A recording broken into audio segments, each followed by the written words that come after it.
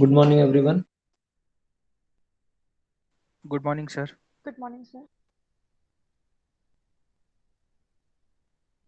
Yeah, so we'll start from the last class.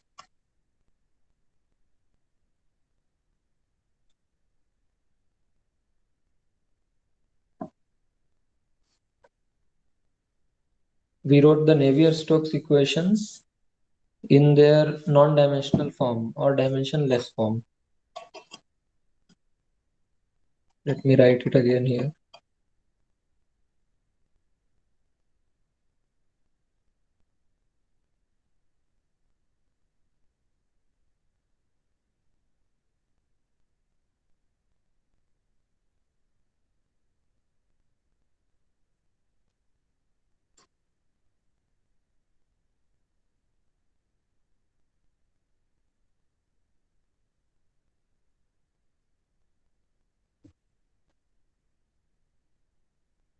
Let me just recheck this.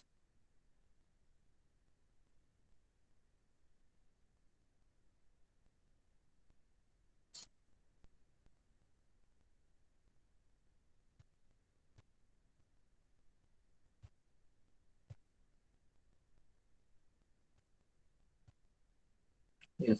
So this is what we derived yesterday in the last class, and we got this mu by rho UD which is actually Reynolds number.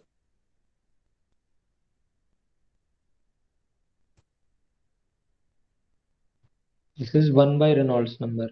Rho UL by mu is Reynolds number. What is the physical meaning of this? We'll see that also. But let us go back.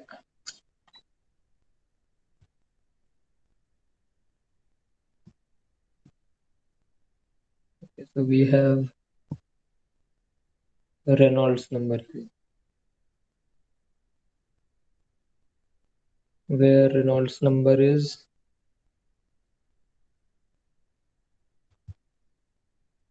rho UL by mu.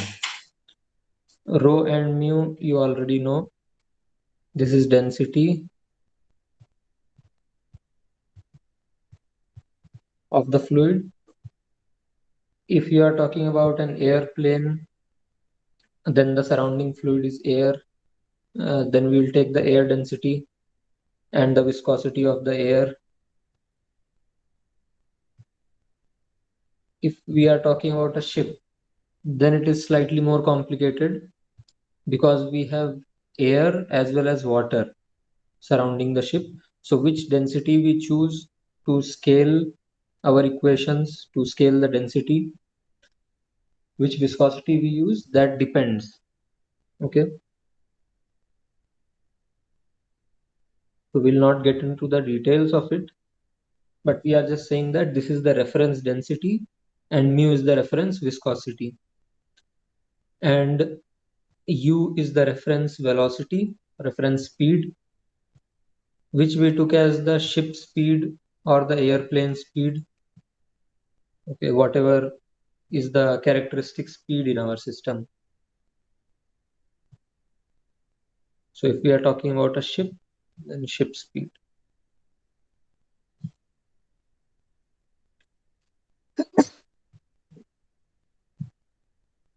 And this is a characteristic length.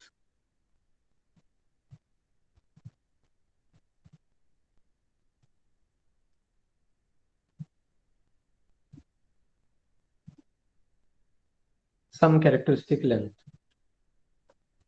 over which the velocity changes by capital U.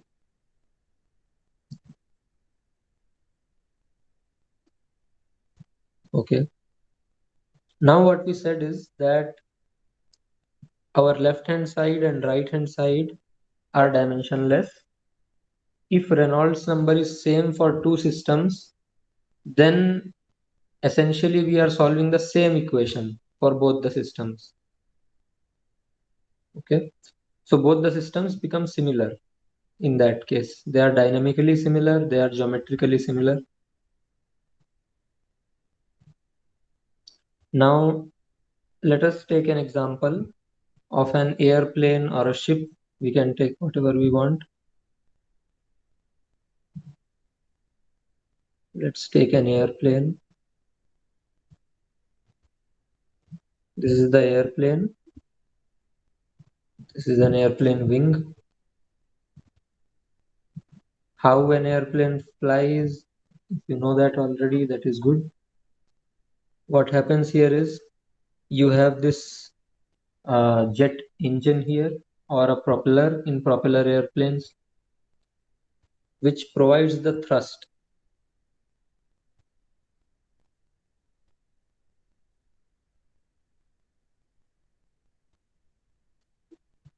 In the forward direction, and a drag force acts in the backward direction, which pulls the airplane backwards. Because of the shape of the wing, there is something called a lift force that is generated,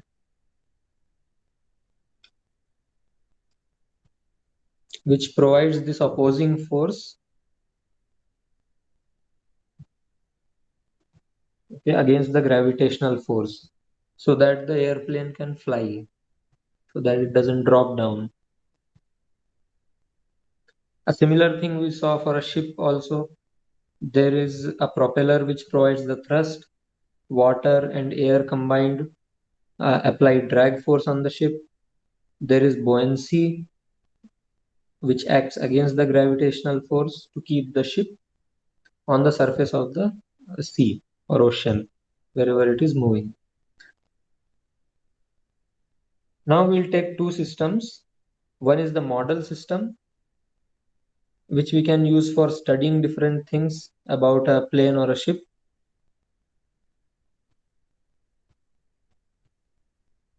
Which has reduced dimensions. So let's say we make a small airplane, which is just 1/10 or 1/50th the size of the actual plane. And then we have the actual plane. Now, how do we do experiments on this model airplane and then find out the actual forces, okay, which will act in an actual airplane? So let's say we know that the wind speed or the airplane speed in the air for which we are designing this airplane should be about, let's say, 100 meter per second. Okay. And let's say the length of the airplane is, for some airplane, it can be 20 meters, let's say, or just to make it a round number so that we can easily do the calculations. Let us take it as 10 meters, a small airplane. And then the density of the air, almost 1 kg per meter cube. And viscosity of air, we know 10 to the power minus 5 Pascal seconds. So what is the Reynolds number? Let us calculate for the actual airplane, because this is the data for which we are designing. This is the actual airplane dimensions and velocity. So Reynolds number for the actual one, rho UL.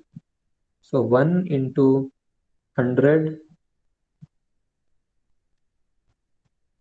times 10 divided by mu, 10 to the power minus 5. So you can see it is a very big number. How much this is? 10 to the power 8. So if for our model we can make the same Reynolds number somehow, then we can say that the model and the actual airplane are dynamically similar. We are solving the same equations for both the actual and the model airplanes. And then we can translate the forces. We can calculate what the actual forces are if we do experiments on the model one.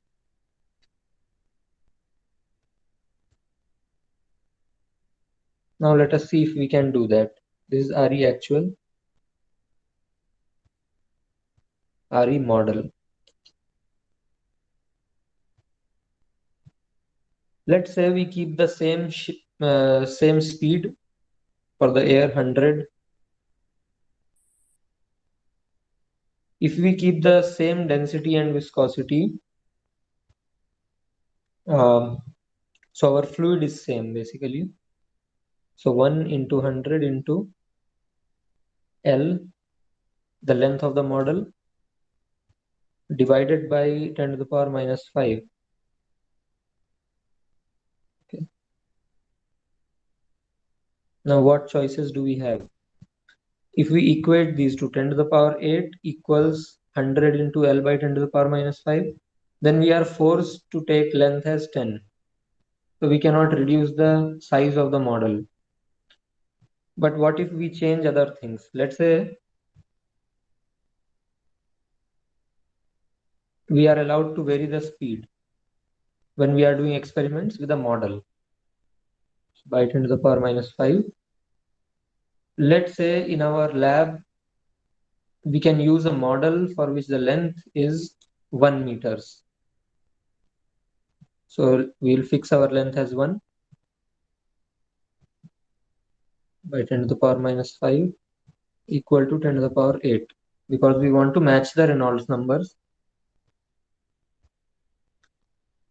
So velocity becomes 10 to the power 3 meter per second.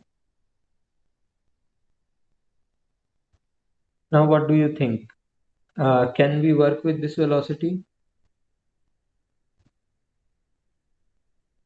Any answers if this is feasible to do experiments with this?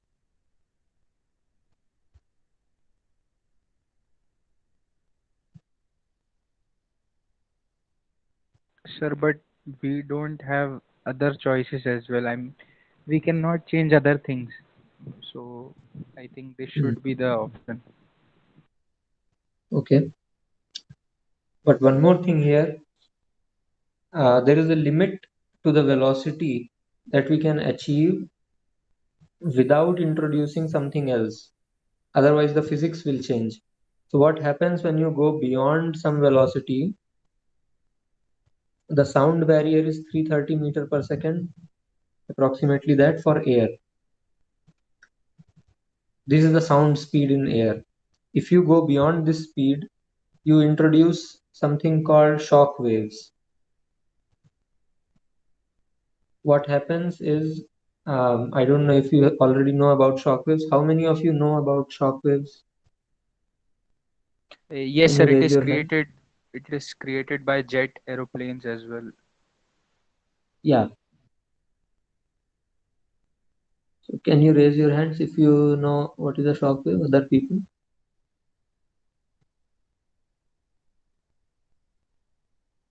Okay. So if you search for some videos of bullets flying in air, there are slow motion videos of that available, or jet airplanes, or re-entry vehicles, or rockets. You'll see that if this is a bullet flying in air, you can see some structures like this in air. What makes it visible, what makes these structures visible is actually water vapor in air. But what is actually happening here is that the pressure behind this shock wave is, let's say, P2, and this is P atmosphere. There is a sudden jump in pressure across this line. Okay. So this is the boundary. This is a discontinuity actually. There is a sudden change in temperature. There is a sudden jump in density. So rho 2, rho atmosphere. So because of this sudden jump, there is some water vapor that gets condensed there. Okay. So that is what makes it visible, these lines in air. So these are known as shock waves. These are discontinuities. So obviously, you don't want to introduce these shock waves, otherwise the physics itself will change. You are not getting any shock waves when flying a real airplane, so you cannot also introduce these in your experiments. So we don't want to go to this speed. Okay. So what else can we do? What other choices do we have? Sir, can we change the medium itself? Yes, we can do that. We just have to make sure that the Reynolds numbers are same. Medium does not matter.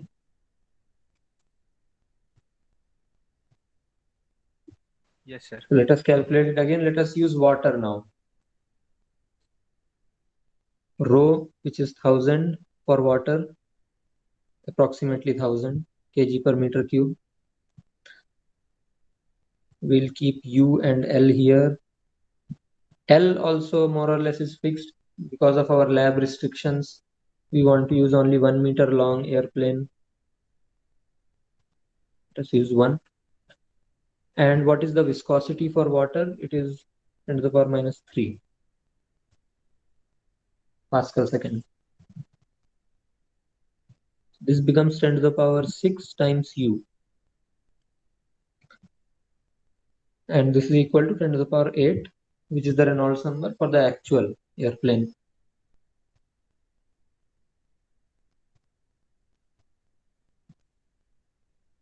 So you get U equal to 100 meters per second. And this is much below the sound speed in water. So you have to flow water this fast. You need some pumps and all these things. But you are able to reduce the size of the airplane and do experiments with that. Now you can have pressure sensors on your airplane wings, other force sensors, velocity probes, and all these things in a very small area. You can measure all these things very accurately. And from there, you can deduce what the actual forces, velocities in different parts will be for the actual airplane. So what we are saying here is that now we have transformed this problem into a small problem. Now you can machine, you can design a smaller wing, you can have different wing designs, you can play with them, you can find forces, you can find the effect of those wing designs on the stability of the airplane and so on.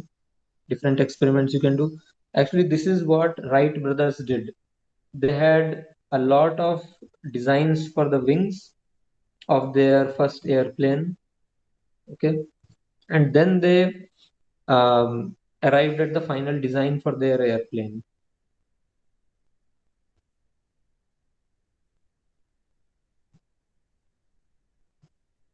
Their aircraft did not fly at such high speeds. I think they did experiments in air for their wings. Yes, sir. Yeah. So this is called a wind tunnel.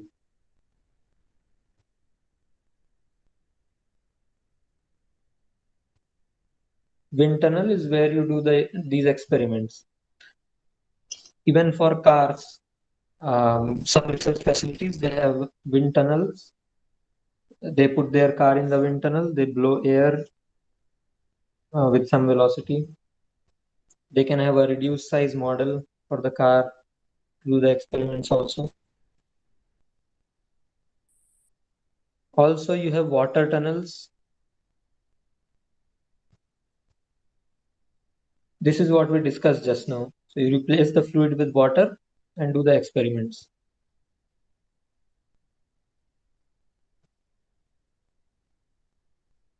Okay. Now let us talk about force. How do you translate the force from model to actual? Let's say this is the dimensional force F actual. How do you relate it to F model? What is the dimensionless force? Let us talk about that.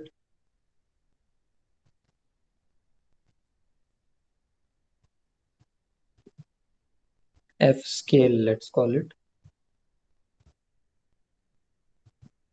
What is F scale? Can you please write it down? So we talked about velocity scale, pressure scale, time scale, all of these things in the last class.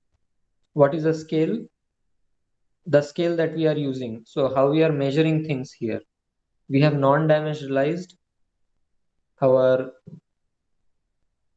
space, time, velocity with some scale. So we said x is x star times L. L is our length scale, the scale that we are using to measure distances. Similarly, for velocity, we said it is u star times capital U. Capital U is our velocity scale. Similarly, time scale is L by U. So what is force scale?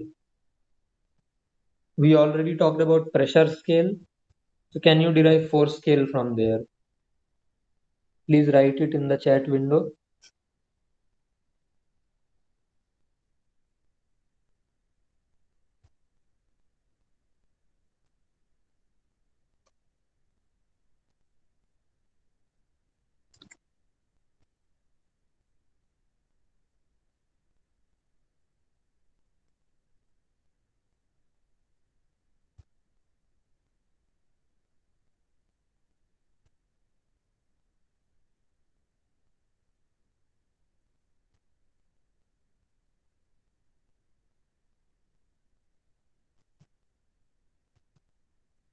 Okay, write it in terms of this capital U, rho, L, mu, all of these quantities.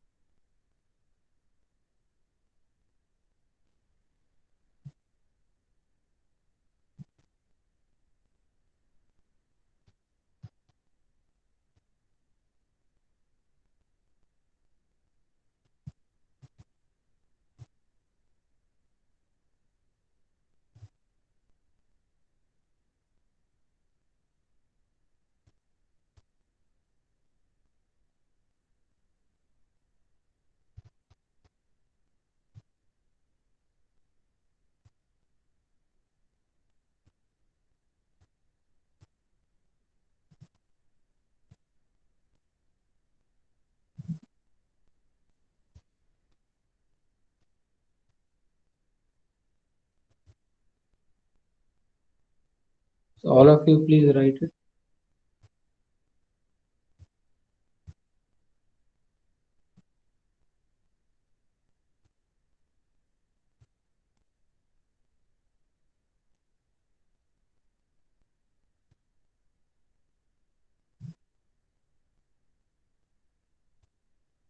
Sir, will it be rho L cube du by dt? So this is correct that it should be pressure scale times L square. But what was the pressure scale that we chose in the last class? That you have to replace with this P.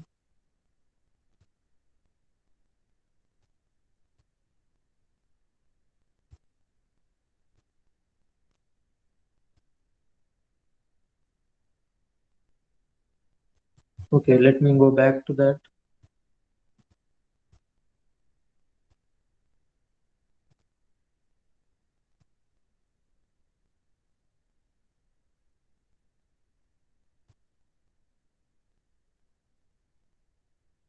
Okay, here is our pressure scale. We took mu U by L as our pressure scale times L square. That will give mu UL.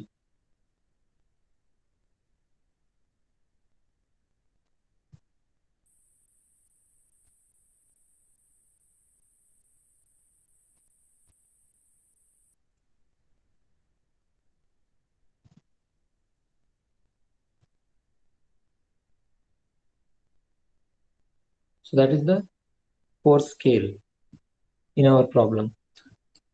Now what will be the dimensionless force? That will be F by mu u L.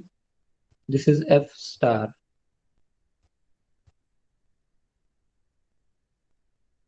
For both model and actual.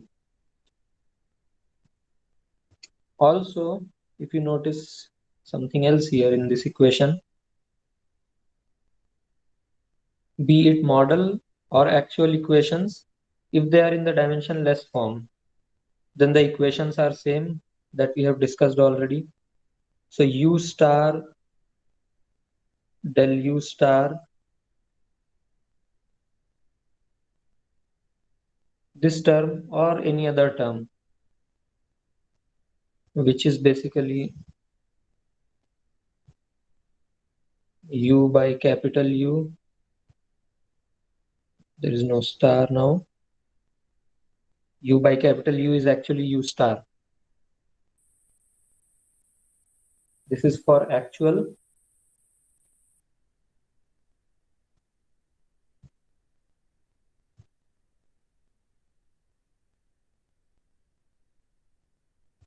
Okay.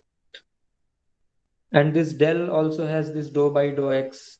So that will also be converted to the dimensional values. So this one or U model by U model. These two terms should be equal. Okay. Because this term remains the same. Because we are solving the same equation. If the Reynolds number is same. Left hand side, right hand side is same in these equations. All right. So this F star, which is the dimensionless force, because we are solving the same equation, the numbers are all the same. So F star will also remain the same, be it the actual one or the model one. This is all actual.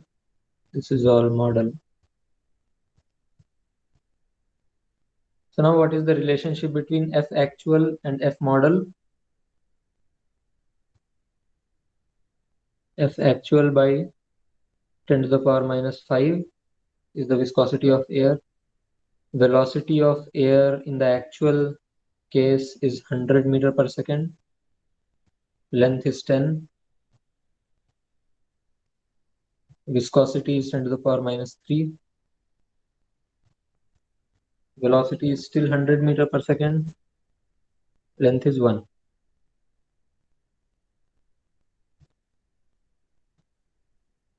So 10 to the power minus 4 here and 10 to the power minus 3 there.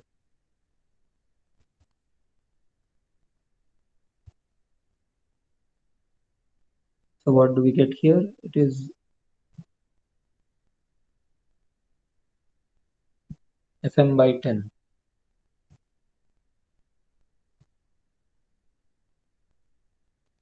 I hope we have not made any mistake in this calculation here.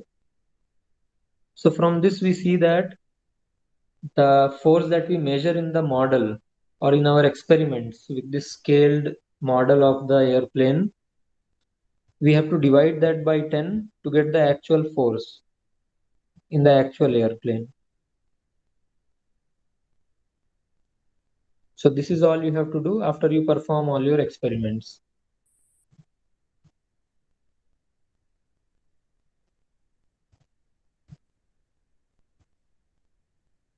Okay, is this clear? Any question?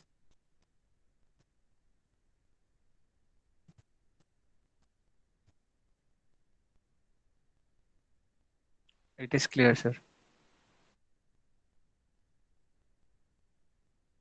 Okay.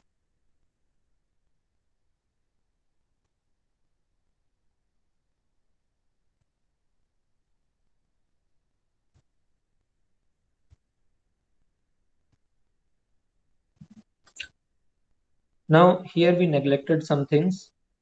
We did not have any gravity here, but in real cases you will have gravity.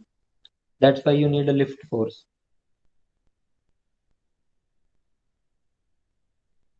Let me write it again here.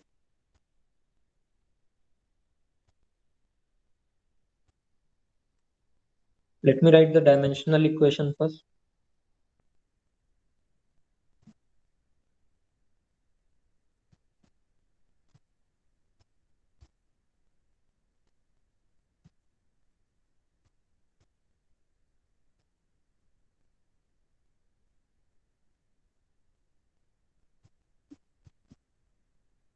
Plus rho g, and let's say this g vector is in the minus j direction.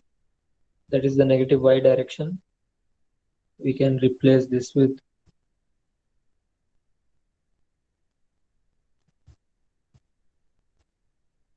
j cap in the negative y direction. And g is the magnitude now.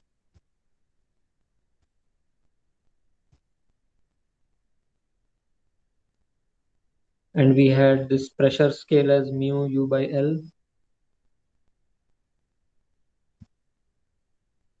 And this is dou P by dou X. So we'll get dou by dou X star into L E star. So you get mu u by L square common from here. Similarly, we got mu u by L square common from here also, while we were non-dimensionalizing this. And from the last term, what you get is minus rho g. And on the left hand side, we had rho capital U square by L. If you go to the last class notes, you will see this. And then we divided this whole thing by rho u square by L. So we got mu u by L square, L by rho u square, and we got rho u L by mu, which is the Reynolds number.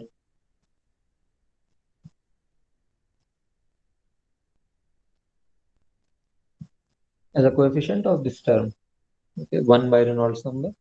What do we get in this gravity term? Let us see that. So rho g, and then you have rho u square by L.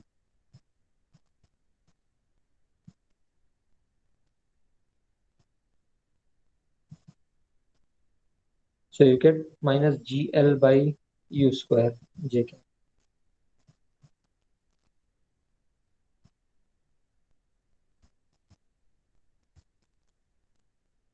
So this is actually known as the fluid number u by root gl. And here what you get is 1 by Froude square.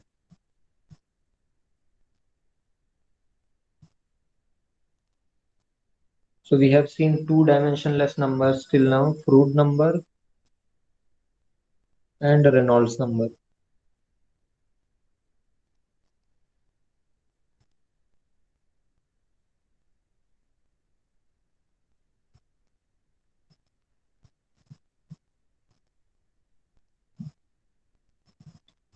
Many a times now what we have to take care of is that the Froude number and Reynolds numbers are same. Only then will our equations be exactly the same for model and the actual cases.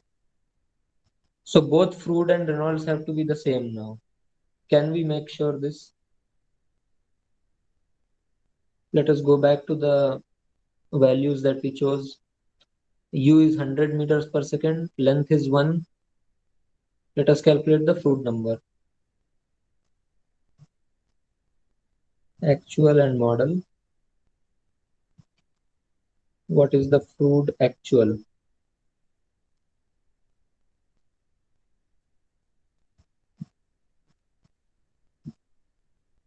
Comes out to be 10. What is Froude model?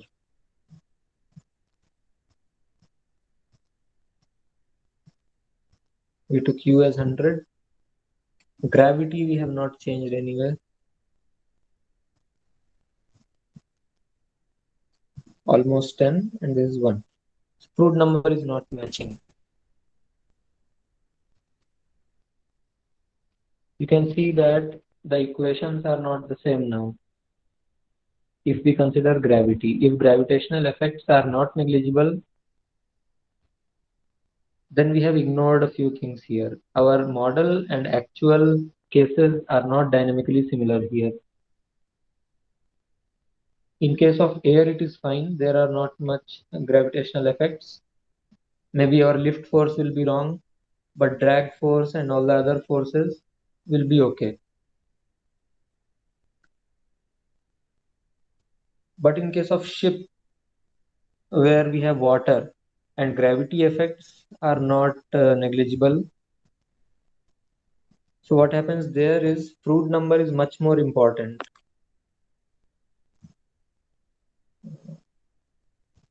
Can you see the screen? No, sir. Okay, let me share it again.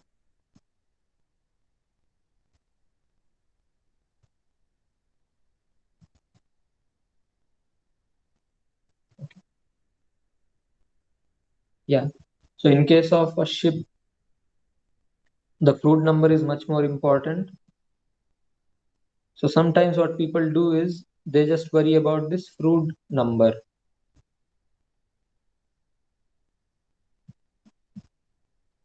They also call it Froude scaling in case of ships. They don't worry that much about the Reynolds number. They just say that we want our Froude numbers to match. Then whatever it gives, the results will be almost fine. If we worry only about the Froude numbers. Okay. There are many more things here. We have not gone into the details of it. Let's say the surface tension effects are also important. Then you have a surface tension force. If you want to add it in the Navier-Stokes equations here, it can be done through the boundary conditions. So you have water and you have air. Of course, surface tension effects are not that important in case of ships because a ship is a much bigger thing as compared to the capillary length of the air water system. But if you have a small ship, tiny ship, um, let's say a small boat made of paper, and you want to make a micro boat, let's say, and you want to have the same dynamical scaling, dynamic similarity between the micro ship and the centimeter sized ship or a few centimeters, let's say long ship, then surface tension effects are also important. You might have studied this. This is known as Young-Laplace equation, where the pressure difference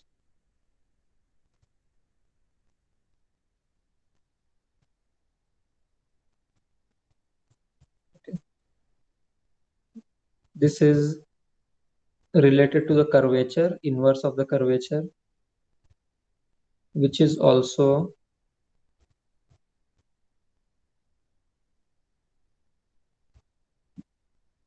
two principal radii times sigma. Sigma is the surface tension coefficient. So now you have to non-dimensionalize this also, and you will get a new number.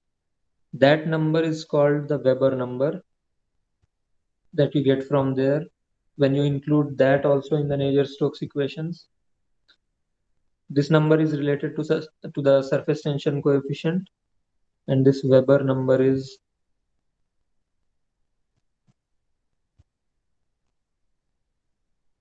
rho u square sigma by L.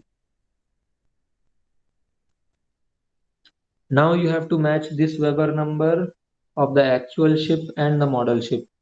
Now you have so many things here. In this case, probably gravity is not much important because the ship is very small. The weight of the ship is negligible. So maybe that is not important. But the water waves, the water and air system itself may be governed by this, may be affected by the gravity. So it may be important. Depends on the problem.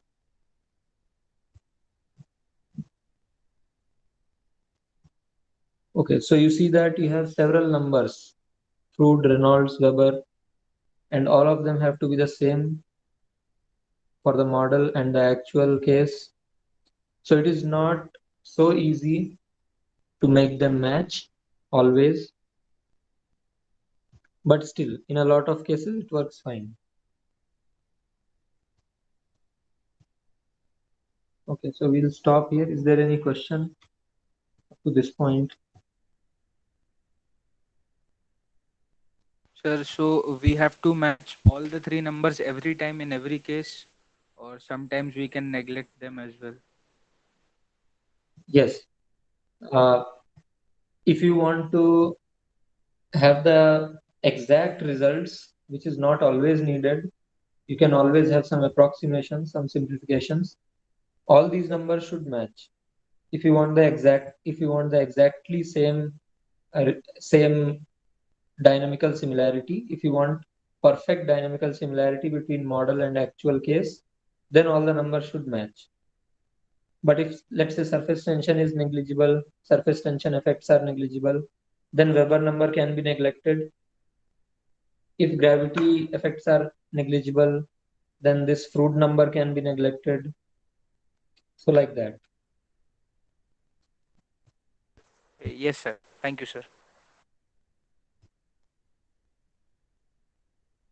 Okay, if there are no more questions, we'll stop here. Thank you. Thank you, sir.